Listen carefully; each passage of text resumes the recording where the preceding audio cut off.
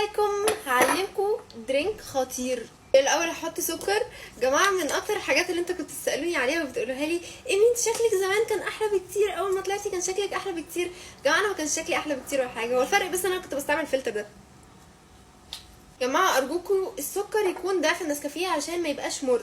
بصوا عندي ايه، شمع عسل، انا بحبه جدا، وانا اصلا طالع لي خراج في ضرسي من هنا، ويومين بالظبط هتلاقوا ضرسي ده قد كده لما رحتش للدكتور. ايه هو ده ضرسك اللي طلع لك فيه خراج قبل كده وكنت شكلك صعب قوي؟ هو. طب هو ماله، ما تروحي تعالجيه يا بنتي. والله رحت اعالجه وشلت منه العصب مرتين ولسه بيوجعني برضه.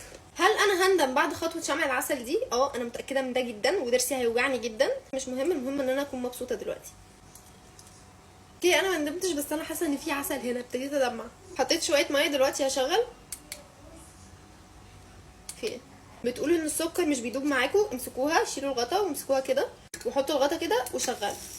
عايزه اخد رايكم في حاجه، اتمنى ان هي ما تشوفش الفيديو ده، ولكن انا كنت مع صحباتي كده في سنتر من كام يوم، كلمتها بطريقه وحشه قوي قوي قوي، وانا دايما بعمل الحركه دي، يعني انا دايما بكلمها بطريقه وحشه وهي بتستحملني، مش عارفه هي بتستحملي ليه، اللي هو زعلت وقالت لي انتي كلمتيني بطريقه وحشه قوي، وبعدين كملت معايا اليوم عادي وبتكلمني عادي، وبصي ولا كأن حاجه حصلت من كتر ما هي طيبه معايا. اعمل ايه؟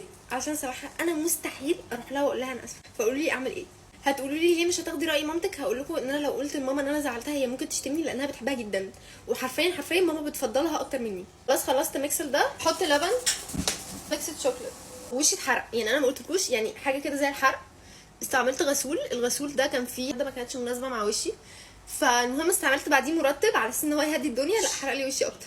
هي خفت بنسبه 80% الحمد لله. دلوقتي هتلاقوني دايما في السنتر لابسه كاب. ليه لابسه كاب؟ انا مش متخفيه، انا وشي بايظ. خطير خطير خطير خطير خطير. السلام عليكم.